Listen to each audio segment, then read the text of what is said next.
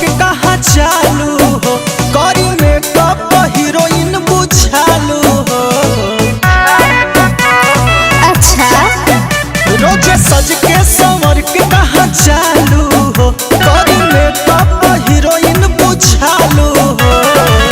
कौन तोहरा पे बाटे हो पागल बा और पागल बा।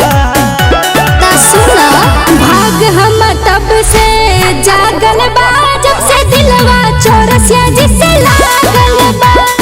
भाग हम तब से जागल बा, जब से दिलवा चौरसिया जिसे लागल बा।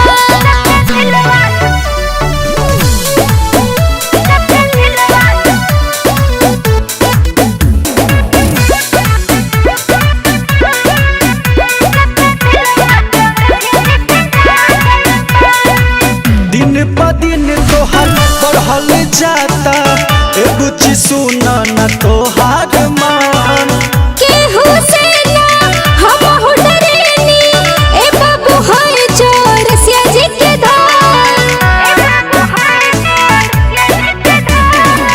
दिन प दिन तोहर बढ़ल जाता, ए बुच्ची सुना न तोहार मान। केहू से ना हम डरेनी, ए बाबू है चौरसिया जी के धार। एही से तोहरा पीछे बाटे लागल बा और लागल बा। ता सुना भाग हम तब से जागल बा, जब से दिलवा चौरसिया जिसे लागल बा। भाग हम तब से जागल बा, जब से दिलवा चौरसिया जिसे लागल बा। का बुझाइल?